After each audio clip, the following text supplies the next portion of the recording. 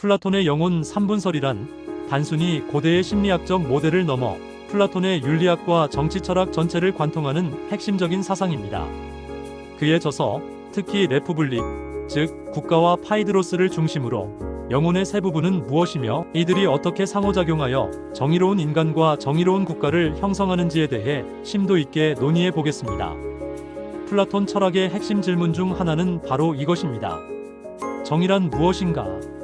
그는 이 심오한 질문에 답하기 위해 외부 세계인 국가의 구조를 탐구하는 동시에 인간 내면의 세계인 영혼의 구조를 정밀하게 파헤칩니다. 플라톤에게 있어 정의로운 국가와 정의로운 개인은 본질적으로 동일한 구조를 지닌 이른바 상동관계에 있기 때문입니다. 다시 말해, 국가는 거대한 개인이며 개인의 영혼 속에 존재하는 원리가 국가의 구조 속에도 그대로 반영된다고 보았습니다. 이러한 통찰은 그의 스승 소크라테스로부터 이어진 너 자신을 알라는 가르침에 심화된 형태이기도 합니다. 진정한 삶은 외부가 아닌 내면의 탐구를 통해 이루어지며 개인의 내적 질서가 곧 사회적 질서의 근간이 된다는 것입니다. 이러한 관점에서 탄생한 것이 바로 영혼 3분설입니다. 플라톤은 인간의 영혼이 단일한 실체가 아니라고 주장했습니다. 오히려 서로 다른 원리에 따라 움직이는 세 가지의 뚜렷한 부분으로 구성되어 있다고 보았습니다. 이 세 부분이 각자의 고유한 기능을 올바르게 수행하고 전체적으로 완벽한 조화를 이룰 때 비로소 그 영혼은 정의롭다고 말할 수 있습니다. 이것은 마치 오케스트라의 여러 악기가 각자의 파트를 충실히 연주하며 지휘자의 통솔 아래 아름다운 화음을 만들어내는 것과 같습니다. 바이올린이 트럼펫의 역할을 하려 하거나 첼로가 지휘자를 무시한다면 불협화음만 남게 될 것입니다. 영혼도 이와 마찬가지입니다. 이 세 부분이란 바로 이성, 즉 로기스티콘, 기계, 즉 튀모에이데스, 그리고 마지막으로 욕망, 즉 에피티메티콘입니다. 이제부터 각 부분의 특성과 역할을 하나씩 자세히 살펴보겠습니다. 플라톤은 우리 내면에서 일어나는 수많은 심리적 갈등을 관찰함으로써 영혼이 여러 부분으로 나뉘어 있음을 논증합니다. 예를 들어 우리는 몹시 목이 마른 상태에서도, 즉 강렬한 욕망을 느끼면서도 눈앞에 물이 오염되어 몸에 해롭다는 것을 알기에 마시지 말아야 한다고 생각합니다. 이때의 생각은 바로 이성의 작용입니다. 이처럼 서로 다른 방향으로 우리를 이끄는 두 가지 힘이 내면에 분명히 존재한다는 사실 자체가 영혼이 분할되어 있다는 가장 확실한 증거가 되는 것입니다. 만약 영혼이 단일하다면 이러한 내적 충돌은 설명될 수 없습니다. 첫째, 이성, 로기스티콘은 영혼의 가장 고귀하고 신적인 부분으로 플라톤은 이것이 머리에 위치한다고 생각했습니다. 이성의 주된 기능은 사유하고 숙고하며 영혼 불변의 진리를 탐구하는 것입니다. 그것은 영혼이라는 배의 다른 부분들을 올바른 길로 인도하는 조타수와 같습니다. 이성은 무엇이 참되고 선한지를 분별하며 전체 영혼의 안녕을 위해 장기적인 관점에서 최선의 결정을 내리고자 합니다. 순간적인 쾌락이나 분노에 휘둘리지 않고 영혼 전체의 궁극적인 행복을 목표로 삼습니다. 플라톤이 말하는 최고의 덕인 지혜, 즉 소피아는 바로 이 이성이 자신의 기능을 가장 탁월하게 수행하는 상태를 의미합니다. 또한 이성은 영혼의 세 부분 중 유일하게 불멸하는 부분으로 육체가 소멸한 후에도 진리의 세계인 이데아의 세계로 돌아갈 수 있는 잠재력을 지닙니다. 둘째, 기계, 튀모에이데스는 가슴에 위치하며 명예, 승부욕, 분노, 수치심과 같은 다채로운 감정과 밀접하게 관련이 있습니다. 기계 혹은 격정으로 번역되는 이 부분은 본성적으로 이성의 가장 충실한 동맹군 역할을 합니다. 기계는 이성이 옳다고 판단한 것을 수호하고 사회적 불의를 목격했을 때 의로운 분노를 느끼며 명예로운 목표를 향해 나아가도록 우리를 강력하게 독려하는 힘입니다. 예를 들어 전투에서 두려움을 느껴 도망치려는 욕망에 맞서 비겁한 행동에 대한 수치심을 느끼고 용기를 내게 하는 것이 바로 기계의 작용입니다. 따라서 용기, 즉 안드레이아라는 덕은 이 기계가 이성의 명령에 따라 진정으로 두려워해야 할 것과 그렇지 않은 것을 올바르게 분별하고 그 판단을 굳건히 지켜낼 때 생겨납니다. 기계는 그 자체로 선하지도 악하지도 않으며 누구의 편에 서느냐에 따라 그 가치가 결정되는 마치 국가를 수호하는 군인과 같은 역할을 수행합니다. 셋째, 욕망, 에피티메티콘은 영혼의 세 부분 중 가장 크고 잠재적으로 가장 강력한 부분으로 배와 하복부에 자리 잡고 있다고 보았습니다. 이것은 식욕, 성욕, 재물욕 등과 같은 온갖 종류의 육체적이고 물질적인 쾌락을 추구하는 원리입니다. 욕망은 인간의 생존을 위해 필수적인 부분이지만 그 본성상 맹목적이고 끝이 없어 고삐 풀린 망아지처럼 내버려두면 영혼 전체를 혼란과 방종의 상태로 이끌 명백한 위험이 있습니다. 플라톤은 이 욕망을 돈을 사랑하는 부분이라고도 부르는데, 이는 돈이 음식, 좋은 집, 화려한 옷과 같은 모든 육체적 욕망을 충족시키는 가장 보편적인 수단이 되기 때문입니다. 따라서 절제, 즉 소프로시네라는 덕은 이 거대하고 다루기 힘든 욕망이 이성의 통치에 순순히 복종하고 영혼의 모든 부분이 누가 통치하고 누가 통치받아야 하는지에 대해 전적으로 합의하는 조화로운 상태를 말합니다. 플라톤은 그의 저서 파이드로스에서 이 영혼 3분설을 매우 생생하고 극적인 비유를 통해 설명하는데, 이것이 바로 서양 철학사에서 가장 유명한 비유 중 하나인 마차의 비유입니다. 그는 인간의 영혼을 한 명의 마부와 그가 모는 한 쌍의 날개 달린 말로 이루어진 마차에 비유합니다. 이 영혼의 마차는 천상의 세계, 즉 완전한 진리와 아름다움이 존재하는 이데아의 세계를 향해 비상하려 합니다. 여기서 마부, 즉 체리어티어는 당연히 이성을 상징합니다.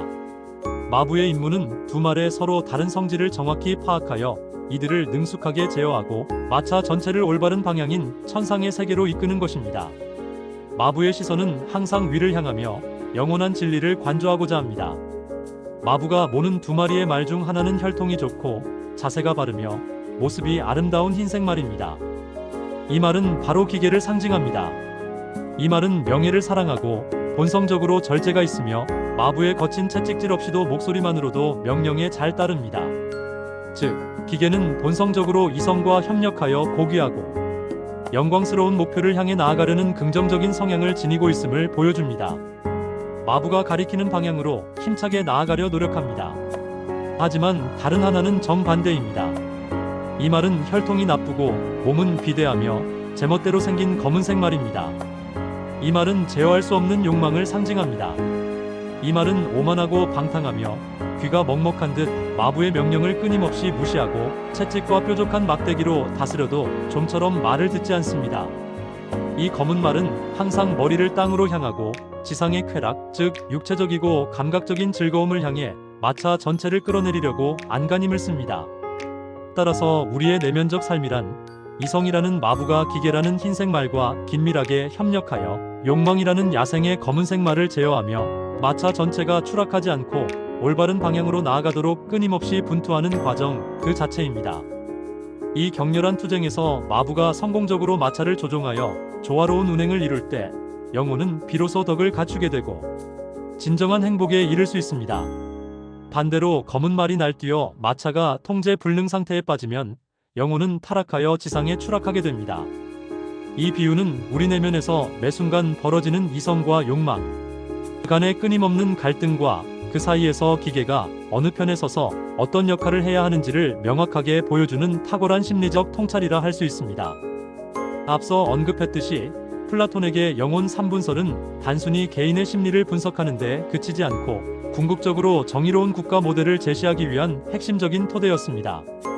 그는 이상적인 국가, 즉 폴리스 역시 영혼의 세 부분에 정확히 상응하는 세 계급으로 구성되어야 한다고 주장했습니다. 국가의 정의는 개인의 정의가 확대된 것이기 때문입니다. 영혼의 이성에 해당하는 계급은 바로 통치자 계급입니다. 이들은 최고의 지혜를 갖추고 사리사욕이 아닌 국가 전체의 선을 위해 통치하는 철학자들, 즉 철인왕입니다. 이들은 오랜 교육과 수련을 통해 사물의 본질, 특히 선의 이데아를 인식한 사람들입니다. 그들의 덕은 당연히 지혜입니다. 영혼의 기계에 해당하는 계급은 수호자, 즉 군인 계급입니다. 이들은 강한 기계와 용기를 바탕으로 통치자인 철인왕의 명령을 받들어 국가를 외부의 적으로부터 방어하고 내부의 질서를 유지하는 역할을 합니다. 그들은 자신의 목숨보다 국가의 안위를 더 중요하게 여기며 이성의 명령에 절대적으로 복종합니다. 그들의 핵심적인 덕은 용기입니다. 마지막으로 영혼의 욕망에 해당하는 가장 큰 계급은 생산자 계급입니다. 여기에는 농부, 상인, 장인 등 다양한 생업에 종사하는 사람들이 포함됩니다. 이들은 각자의 생업에 충실히 종사하며 국가의 물질적 필요를 충족시키는 중요한 역할을 합니다. 이들에게 가장 요구되는 덕은 자신들의 다양한 욕구를 스스로 제어하고 상위 계급의 통치에 순응하는 절제입니다. 국가에서의 정의, 즉 저스티스란 바로 이 세 계급이 각자의 타고난 성향과 능력에 맞는 기능을 충실히 수행하고 절대로 서로의 영역을 침범하지 않는 상태를 의미합니다. 즉, 각자가 자기 일을 하는 것입니다. 통치자는 지혜롭게 통치하고 수호자는 용감하게 방어하며 생산자는 절제하며 생산에 힘쓸 때 국가는 비로소 완벽하게 조화로운 전체를 이루며 번영하게 됩니다. 만약 생산자가 통치를 하려 하거나 수호자가 돈벌이에만 몰두한다면 그 국가는 혼란에 빠지고 병들게 될 것입니다. 이처럼 플라톤은 개인의 영혼 속에서 이성이 기계의 도움을 받아 욕망을 다스려 조화를 이루는 것이 개인적 정의이듯 국가에서도 지혜로운 철인왕이 용감한 수호자의 보조를 받아 다수의 생산자 계급을 다스려 조화를 이루는 것이 바로 사회적 정의라고 보았습니다. 이로써 그는 정의란 무엇인가라는 최초의 질문에 대해 내면의 조화와 사회적 조화라는 심오하고 일관된 답변을 제시한 것입니다. 플라톤의 영혼 3분설은 고대 그리스의 사상임에도 불구하고 오늘날까지도 우리에게 깊은 울림과 성찰을 줍니다. 이는 인간이라면 시대와 장소를 불문하고 누구나 경험하는 내면의 갈등, 즉 이상과 현실, 이성과 욕망 사이의 긴장을 놀랍도록 정확하게 포착하고 있기 때문입니다. 2000여 년이 흐른 뒤 현대 정신분석학의 창시자인 지그문트 프로이트가 인간의 무의식 구조를 이득, 에고, 슈퍼에고로 설명한 것 역시 플라톤의 모델과 놀라운 유사성을 보여줍니다. 원초적 욕망의 덩어리인 이드는 플라톤의 욕망에, 도덕적이고 이상적인 양심인 슈퍼에고는 이성에, 그리고 이 둘을 중재하는 현실적인 자아인 에고는 전체적인 영혼의 조화를 꾀하는 모습에 비견될 수 있습니다. 이는 영혼의 구조에 대한 플라톤의 통찰이 시대를 초월하는 보편성을 지니고 있음을 강력하게 방증하는 사례입니다. 결론적으로 플라톤에게 있어 행복하고 정의로운 삶이란 단순히 외부적으로 주어진 규칙이나 법률을 맹목적으로 따르는 것이 아니라 우리 영혼의 마부가 되어 내면의 다양한 힘들, 즉 이성과 기계와 욕망을 조화롭게 다스리는 것입니다. 즉 이성의 횃불로 나아갈 길을 밝히고 기계의 용기로 그 길을 굳건히 나아가며 욕망의 거친 힘을 지혜롭게 제어하여 올바른 목적에 사용될 수 있도록 하는 것, 이것이 바로 플라톤이 우리에게 제시한 위대한 자기 완성의 길이라 할 수 있습니다. 그의 철학은 2500년의 세월을 훌쩍 뛰어넘어 여전히 우리 자신을 더 깊이 이해하고 더 나은 삶을 지향하는 데 있어 가장 귀중한 지혜의 원천이 되고 있습니다.